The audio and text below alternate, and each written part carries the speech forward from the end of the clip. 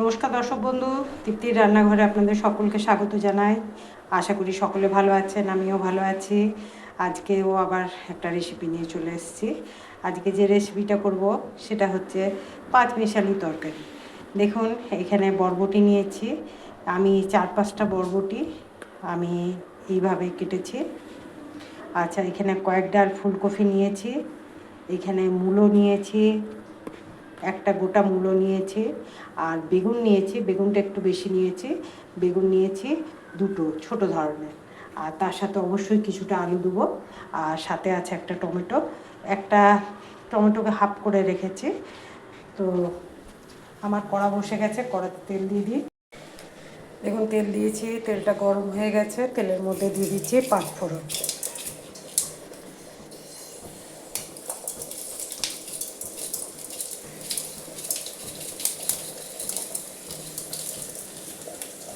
পাঁচফোড়নটা একটু লালচে হলে সবজিগুলো সব দিয়ে দিচ্ছি।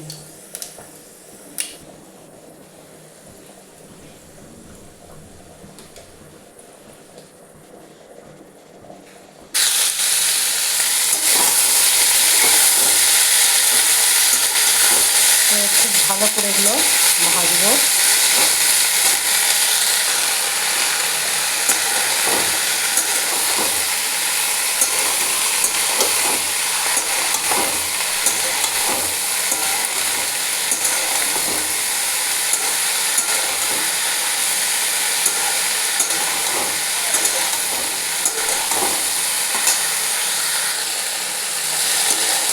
দেখুন, বেশ কিছুটা ভাজা হয়ে গেছে।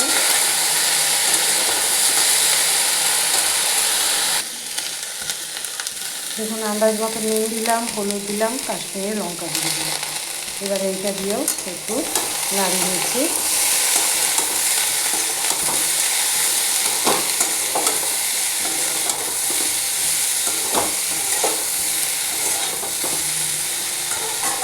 এরপর আমি টমেটোটা কুচিয়ে দিয়ে দিচ্ছি।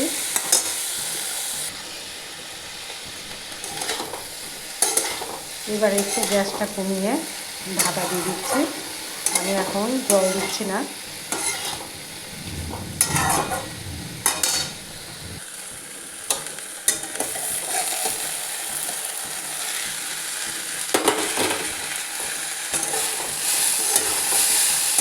দেখুন, ঢাকাটা খুলে ভালো করে আরেকবার নাড়িয়ে নিলাম। সব সুন্দর ভাজা হয়ে গেছে। এবারে আমি জল দিয়ে দিচ্ছি।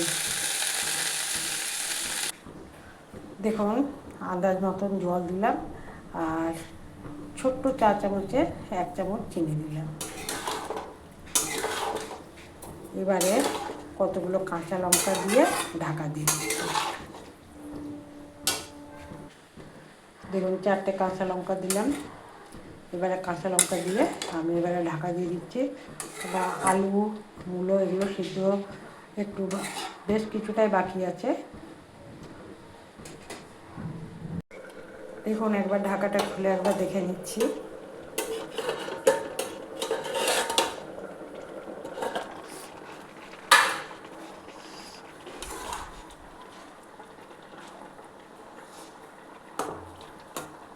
আলুগুলো সিদ্ধ হয়েছে, আর একটু সিদ্ধ হবে।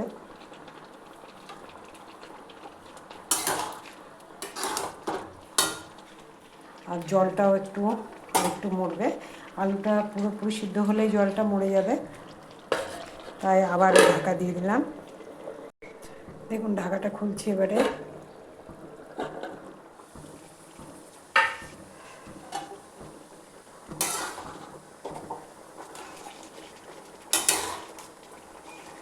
আগে আলুগুলো দেখাই। আলু সিদ্ধ হয়ে গেছে। দেখুন, কি সুন্দর ঘ্যাটের মতন একটা তরকারি। এটা রাত্রেবেলায় লুচি, পরোটা, রুটি সবের সাথেই ভালো লাগবে। ভাতের সাথেও ভালো লাগবে, খিচুড়ির সাথেও ভালো লাগবে। দেখুন, একবার অবশ্য বাড়িতে ট্রাই করে দেখবেন। যদি ভালো লাগে তাহলে অবশ্যই একটা লাইক করবেন, শেয়ার করবেন, সাবস্ক্রাইব করতে অবশ্যই ভুলবেন না।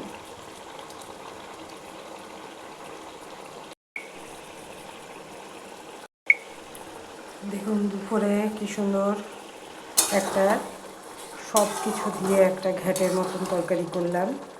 হ্যাঁ, এই তরকারিটা ভাতের সাথেও ভালো লাগে, আবার লুচি পরোটা সবের সাথেও ভালো লাগে।